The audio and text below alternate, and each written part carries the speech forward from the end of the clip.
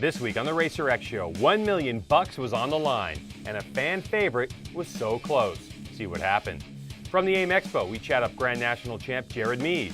Also, AMA Pro Singles wrapped up in California, and the points margin to crown the champ, one single point. Something new called Sprint Enduro, and so much more.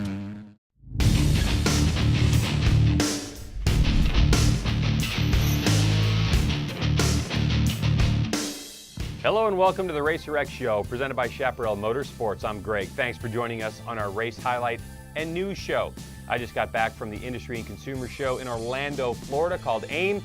We ran into Jared Mees, so we sat him down, had a conversation with him. And we're going to show you GNCC side-by-side racing. And we could be looking at the next wave of off-road fun. You'll have to judge that for yourself. Right now, it's time to pin it. The Racer X Show with Greg White is being presented by Chaparral Motorsports. Visit Chaparral Motorsports online at chapmoto.com. Let's start you off with Monster Energy Cup, a one-off race held in Las Vegas at San Boyd Stadium, and there's $1 million on the line, and a brand new Toyota truck. If one rider can win all three 10-lap Cup Class main races, that's the million. One rider gets all three hole shots, that's the truck. It draws big names and big teams. Being Las Vegas, it's all about the show, and what a show it was. With a two-pronged starting gate and a joker lane, a must-do at least once per race, the mains were exciting. When the two lanes converge, that defines the hole shot. That honor to number 41, Honda's Trey Canard. But soon that hole shot turned into a commanding lead. With the only other rider close to Canard, KTM's Justin Hill. Hill gave it a go, but Canard was just too much to handle.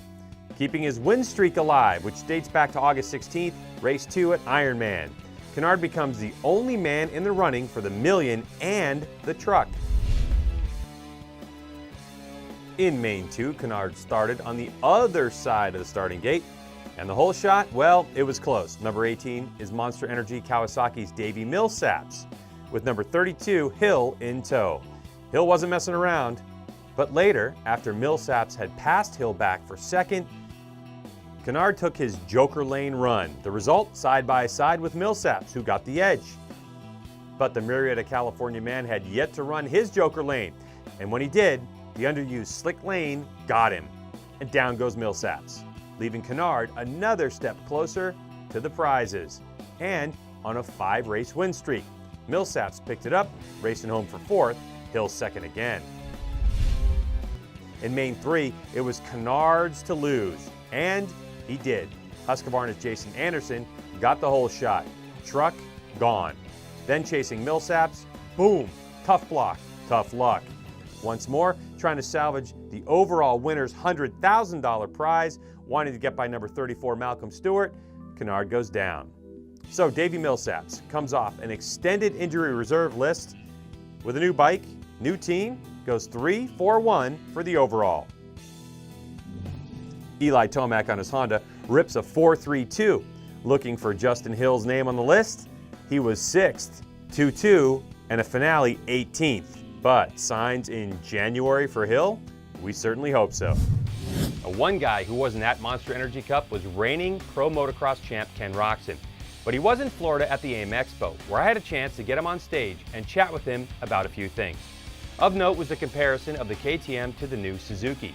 Roczen complimented KTM on the power of the engine, but noted a softer, more flexy frame and a wider bike in general. On that, the conversation turned to the amount of energy it takes to ride the KTM versus the Suzuki. Roczen saying that he felt the Suzuki took a lot less energy to ride, with the German now under the strict guidance of Alden Baker and his resurgence at the tail end of the pro motocross season this year. An easier-to-ride Suzuki is an eyebrow raiser for the rest of Roczen's competition as the Supercross season rapidly approaches. I can't wait to see how that all unfolds. So now we're going to take you out of the Racer X Show studios, and we're at the AIM Expo in Orlando, Florida. And the reason we're here is because we're hanging out with 3-time Grand National champ Jared Mees, who was locked in that battle for the championship. We saw it here on the Racer X Show last week. You won it by 3 points. You're third. Man, tell us about that great season. It was up and down. The championship lead changed 6 times during the course of the year. Talk to us about it. You know, it was a great year.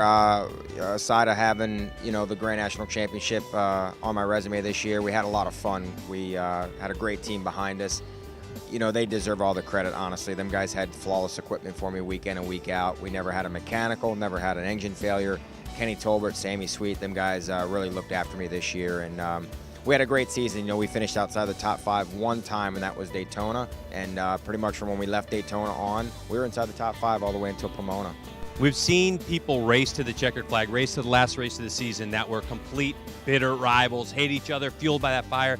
But between you and Brian Smith, who we've seen here on the RacerX show, it's not like that, is it? You guys are actually friends. No, we're really tight. You know, we live in the same almost town, really. We're in the state of Michigan together.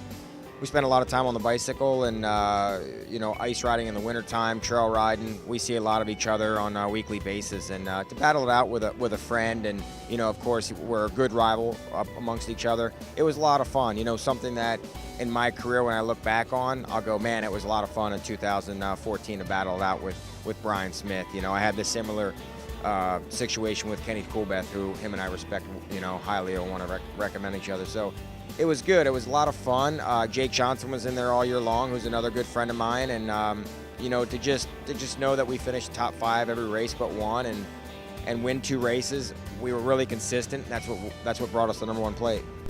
Now what for the winter? What do you do all winter long to prepare for what could possibly be, you know, the start of the season in Daytona in March? We ride ice. You know, Michigan, it's cold. It's freezing. It's snow, ice, bitter chill weather. So we stud our tires up with cold cutter studs, and we go out and have a ball. It's you've never experienced riding a motorcycle until you get on the ice. It's the most fun I have all year is ice riding, and we just go out there, make this big road course TT, and just have a ball. What about the future? Do we know what's going on with you in 2015? We'll definitely be out there, of course, competing for another championship. You know, the team is all going to stay together. Kenny Tolbert, Sammy Sweet, Craig Rogers.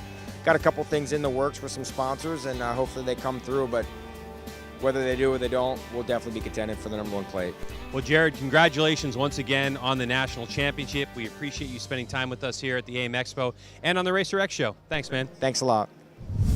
The AMA Pro Flat Track Series has 2 championships, the GNC, Mees is the man, and Pro Singles, where things look like this. Parkinson Brother Racing Honda's Kyle Johnson held a 6-point lead on Davis Fisher heading into the final race at Pomona, California at the LA County Fairplex. So obviously, if Johnson wins, he wins the championship. But if Fisher wins, Johnson has to be right behind him in second, or the championship would be lost. So what happened? To California we go. So race starts, Johnson gets the whole shot, and by the exit of turn 2, Fisher's on his fender. Down the back straight they go, and it becomes a shutoff competition. Johnson doing the smart thing, protecting the inside line, but Fisher just rolls around him to take the point. And in one lap, 3 riders break free. Jared Vanderkoy, the thorn in Johnson's tailpipe.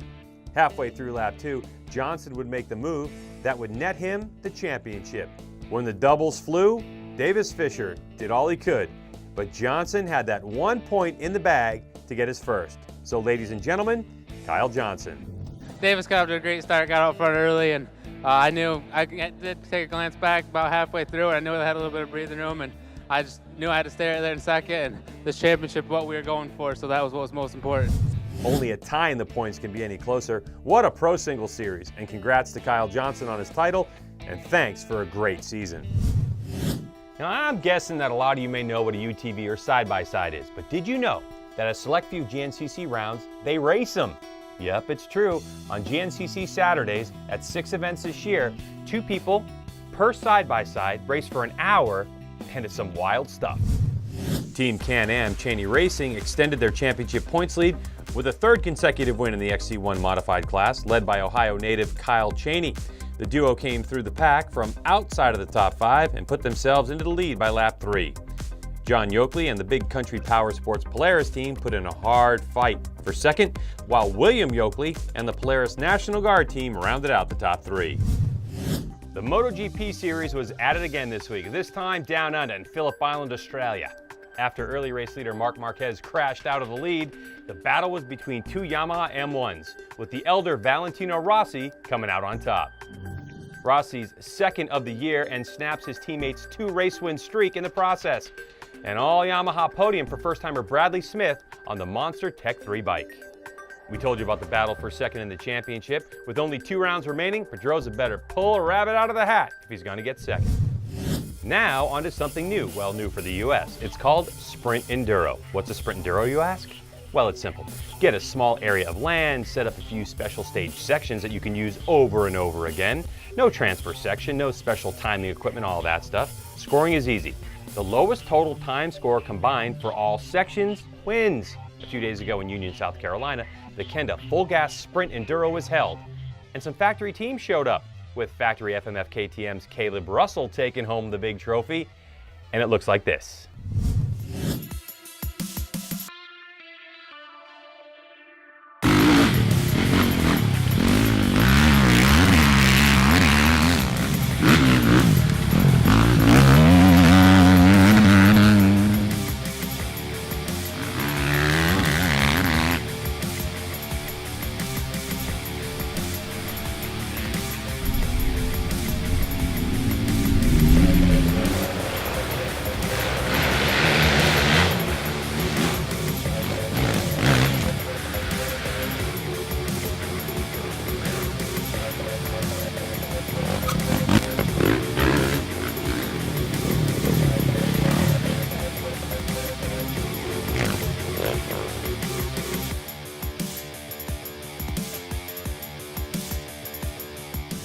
With Russell, Josh Strang, Charlie Mullins, just to name a few, involved and liking it, this just might be the new thing in the US.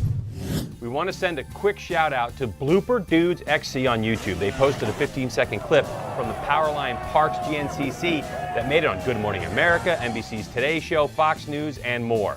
It now has over 420,000 views. Watch out, GNCC is blowing up.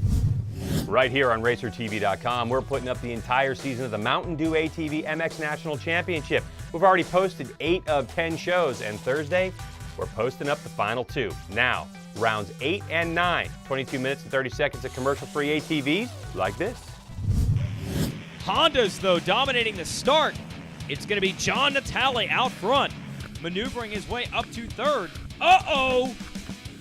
Look at those boots coming into the corner. That's the byproduct of the sandy soil. And that is also. And there's that Baldwin horsepower. Upperman always good off the start. But he's going to get edged out. Chad Wienen grabs the Mountain Dew whole shot, and that's bad news for everyone. Pressure being applied by Natale and Thomas Brown. They are now up to second and third, pushing and shoving. Whoa, Natale.